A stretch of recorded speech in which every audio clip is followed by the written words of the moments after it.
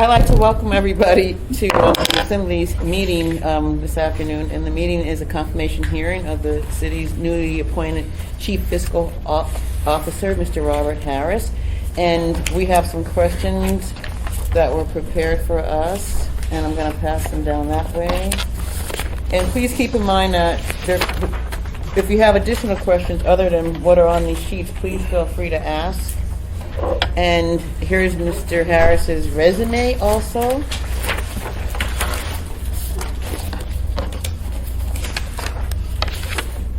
Okay. Welcome, Mr. Harris. Would you like to begin this hearing by just telling us a little bit about yourself, and then after you've done, we'll ask some questions?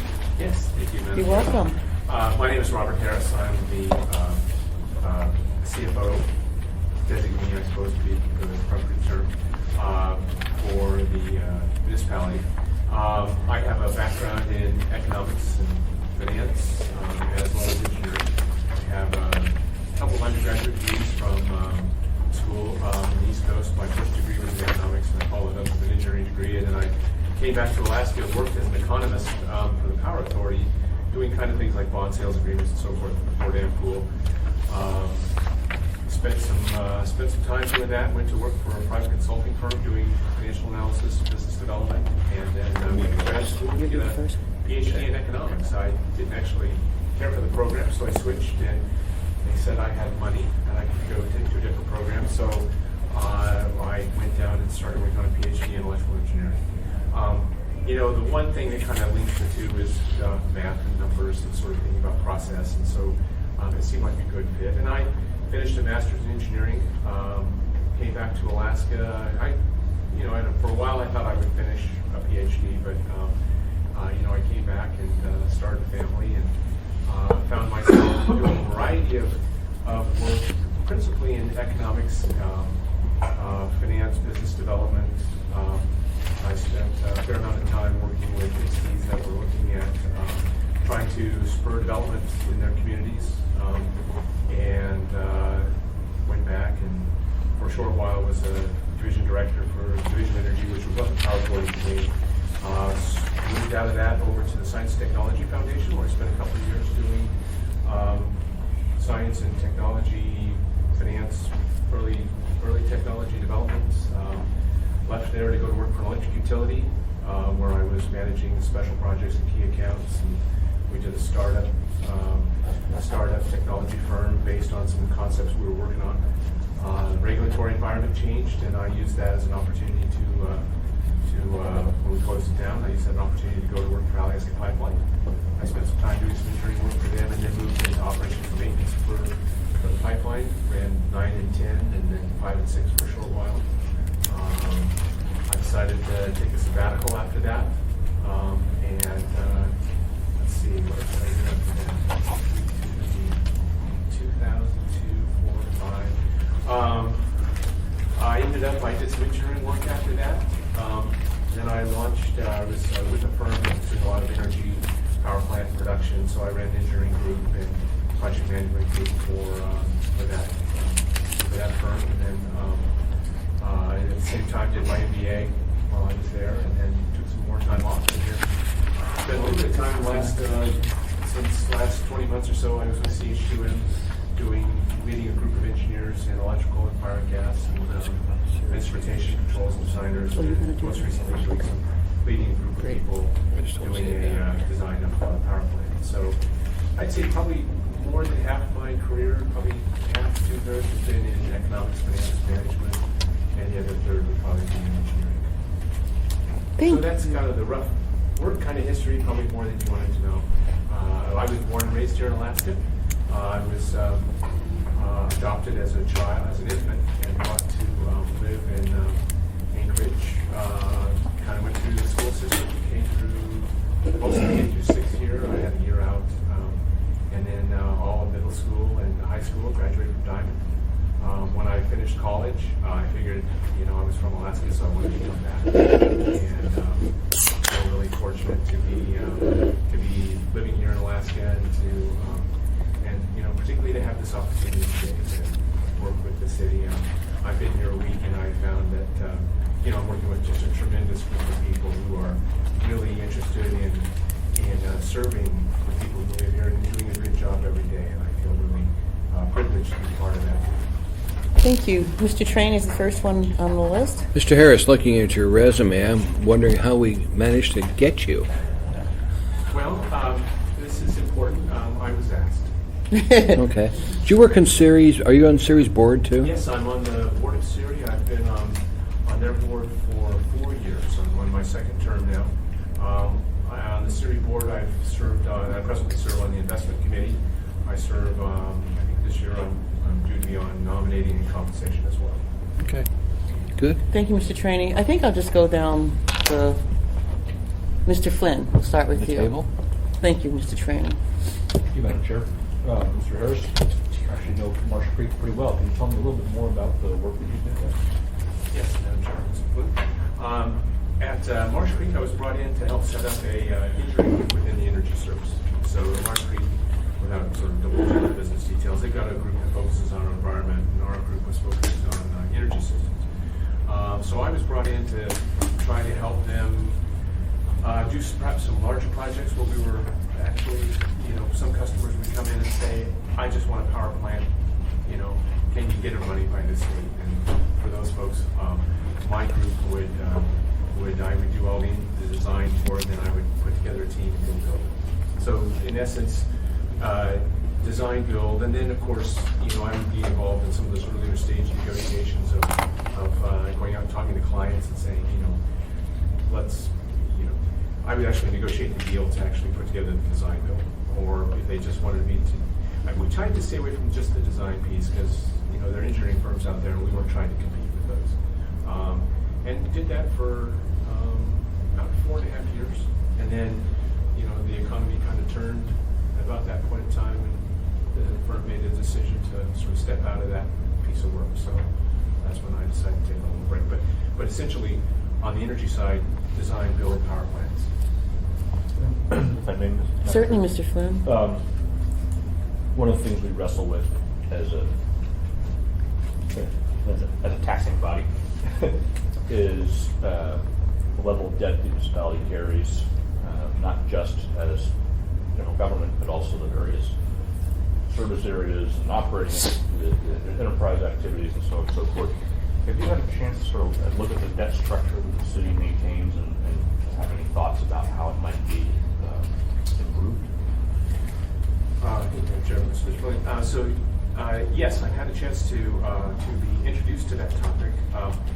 One of the things that the municipality has done, which I support, is moving towards a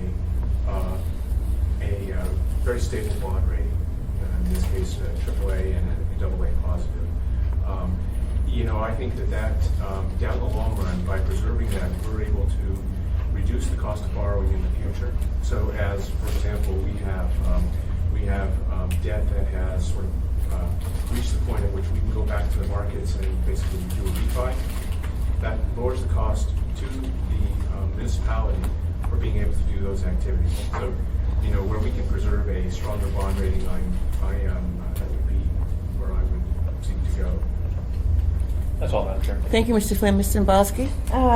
Thank you, Madam Chair. I will start my comments by saying I don't know that I've seen an executive appointment put forward with this level of experience or qualifications ever.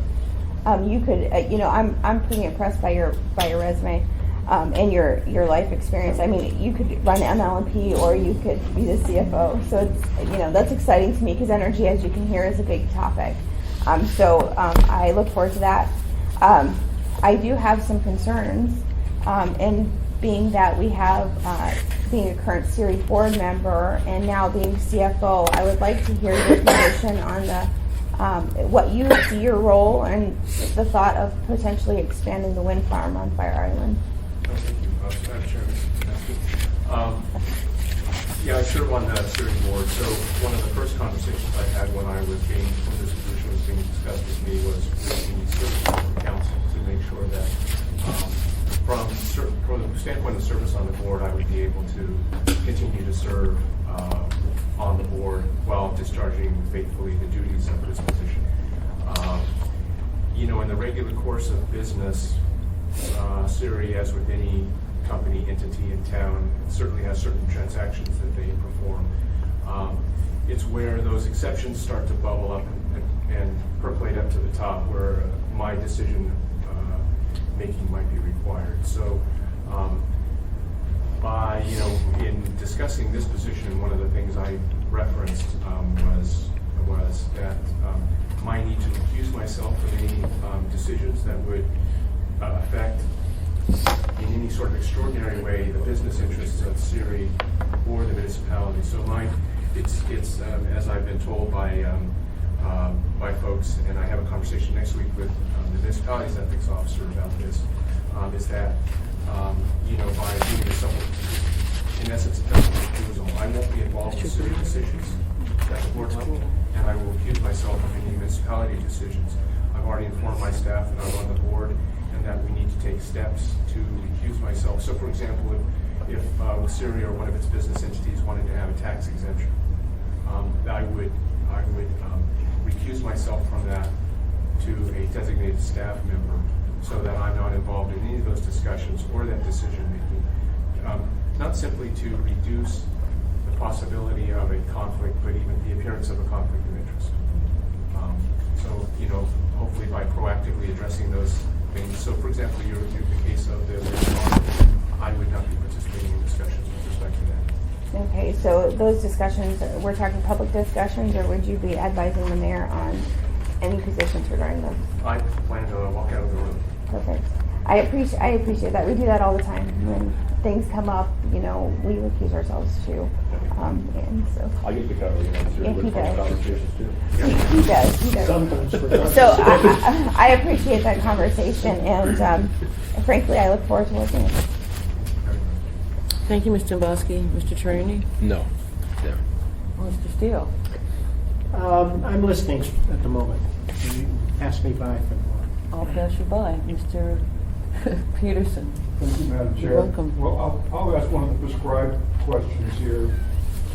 Describe one thing about the municipal departments that will be reporting to you that you would change right now. That's a great question. I have a number of departments that report to me, sort of comprising the back office functionality of the municipality, payroll, finance, public finance, treasury, the assessor's office. Right offhand, I can't say that I plan to make a change on any of those areas right now. I do think, if I think about the org chart, I have a deputy CFO that has that was hired on the same day I was on Monday. In essence, that person was hired to come on and to manage, to do the project management for the municipality's efforts with respect to the ERP.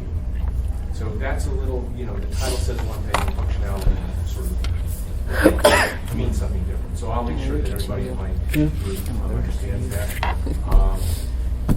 There are a couple, it's my fourth day on job, fifth day, so there's a number of things I'm coming up to speed on. But right offhand, I don't see anything that I'm planning to make any change on.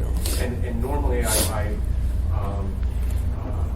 unless I saw something that was, and I haven't yet, what I thought was severely problematic, normally I would first have a lot of conversations with people and listen before trying to come in and just do a wholesale culture change, rearrange. I don't know if that answered that question. Great, thank you. Thank you, Mr. Peterson. Mr. Steele, are you ready? Yeah, I am. One of the things that I'm doing in terms of committees is the Enterprise Committee, and we have a number of activities on the Enterprise Committee that have differing financial situations. The ports, for instance, where we have a plan for major development down there. We have lawsuits in regards to the federal government and funding, but at some point we're liable to have to not have settled the suits and have to come up with some alternative funding. Have you looked into that at all? Do you understand what that issue is, or has anybody talked to you about that? Mr. Steele. No, I have not. That'll be something I'll put on my come up to speed list. All these enterprises have different funding sources and different revenue streams. Okay, so I'm sorry, maybe I misunderstood. So when you talk about an enterprise, you're talking about the Port of Anchorage, AMLP, AWWU, those Yep, kinds of things. Okay, yep. So, all right, so maybe I'll revise my answer then. The answer would be, yes, I have looked at those in the sense that they migrate all of those bonding decisions, borrowing decisions through the office of the CFO. Through this, so yes, I've looked at that, and my approach is I plan to work closely with those entities as they look ahead to their financing needs to make sure that in fact they're making smart choices about how they're paying for what they want, and how it's going to affect the municipality of Anchorage's bottom line. Thank you, Mr. Steele. I have a question. Yes, sir. But first, a comment. Like Ms. Timboski, I'm really impressed with your resume. Very impressed. And I also noticed that you were at Marsh Creek, and from 2009 to 2013, when I was the finance manager for the city of Atherton, we had a relationship with Marsh Creek. So maybe you and I have talked, and I just don't remember. Okay, so remind us what departments are going to be reporting to the CFO.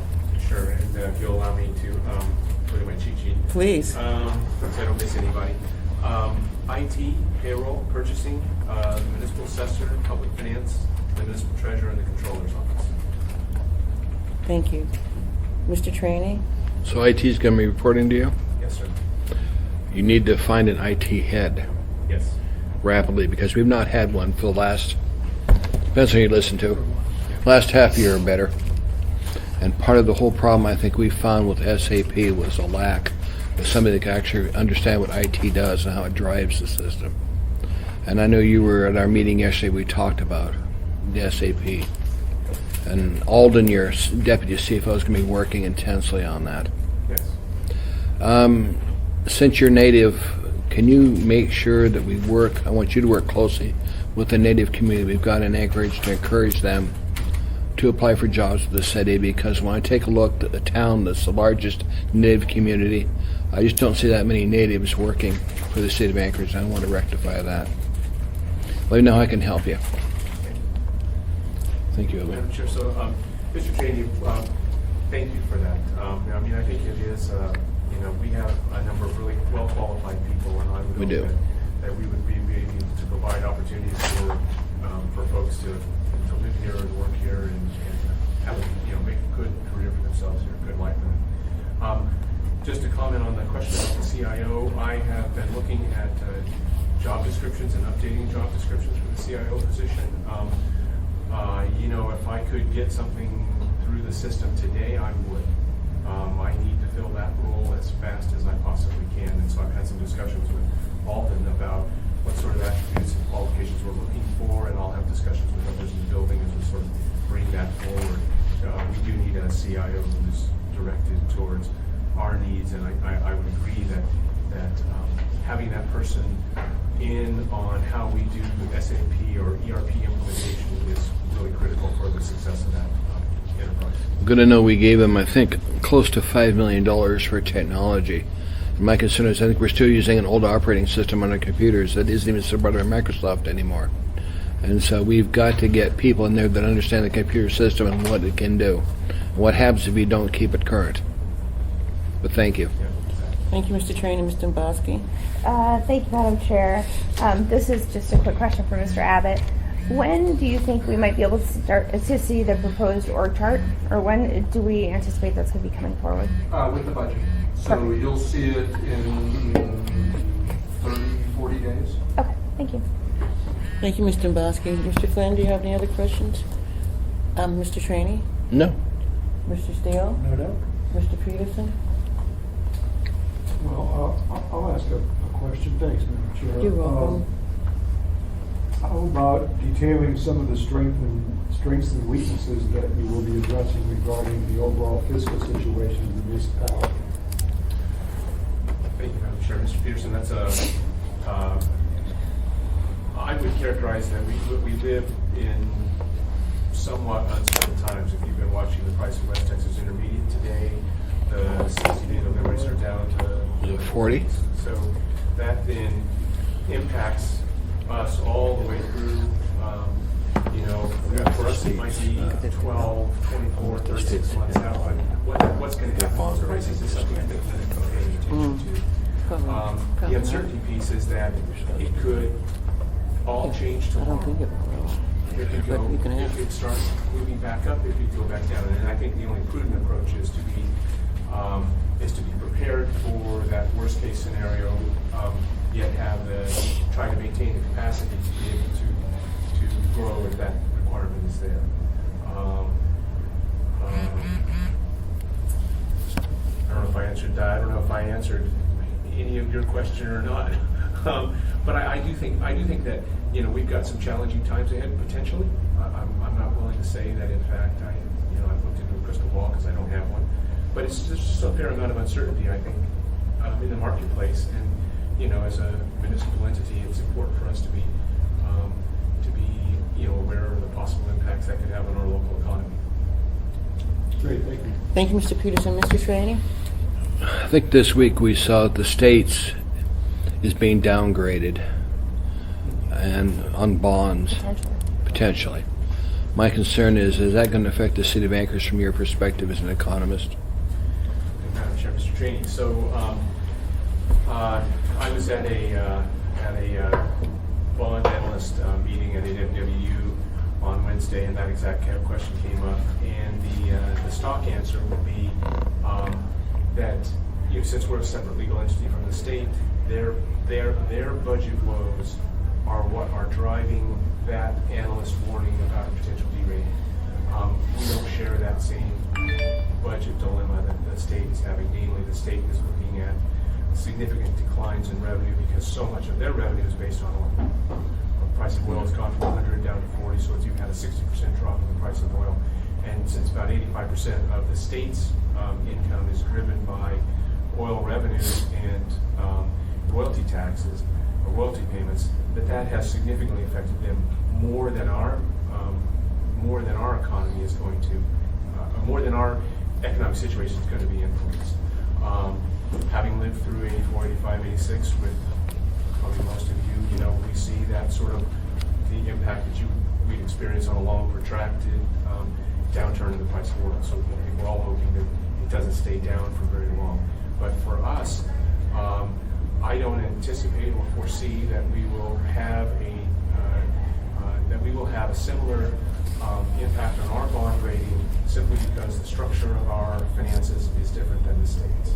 So I'm not anticipating that that's going to have a bleed over effect into it. Certainly things like revenue sharing, you know, as if that declines, that'll have an impact on us, and certainly we want to make sure that we're talking with our legislators about protecting that and, you know, telling them a good story about what you know, why we need those monies.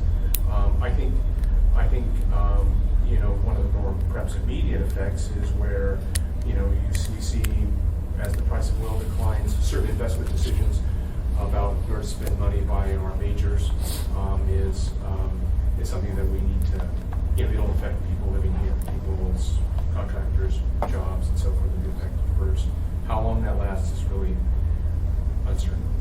Thank you, sir. Thank you, Mr. Traney. Mr. Bosky, Mr. Flynn, any other questions? To Mr. follow Steele? on that particular one, so much of our revenue is impacted by state operations and the conditions of the state, whether it be revenue sharing, whether it be financing for building projects, so on and so forth. So I can't see how that's not going to impact us. The question is also going to the state's property. So it may not directly or initially impact our bond rating, but it, like you said, if it persists, then it would. We get an awful lot of educational funding. Well, we'll have to find other resources. The money for the projects, like Sylvan Drive, I'm not going That's more of a state question, I suppose. Operating Madam budget. Chair, may I make one comment? Certainly, Mr. Thank you. Bosky. And just to make sure I understand this correctly, because I think I do, but So if the state's bond rating is diminished, it doesn't affect already issued bonds. It's only the new bonds that they're going to be more expensive, basically. Madam Chair, Mr. Kowski, that's, yes, that would typically be. Yeah, I just wanted to clarify. You sell those bonds, Yep. you've locked in your interest rates, Exactly. you've locked in those, all the terms of the bond. You know, it might have an impact on the secondary market, but that's, we've already sold, we already got our money. So, Mr. Steele, are you Well, finished? yeah, on our bonds, especially school bonds, the state pays a portion of that. And so I'm sure that the ability to issue bonds, or the ability to get the voters' permission, I suppose. But it might also, if the state cuts back on what they're paying, someone's going to have to come up with money on school bonds. Thank you, Mr. Steele, Mr. Trainee, and then Mr. Peterson. just our school bonds are based on the full credit of the state of Alaska legislature. Every year they have to appropriate their portion of the bonds. And they haven't failed to do that except one time I can think of, but nonetheless, every year they've been doing it. But they could one day say, we just don't have the money.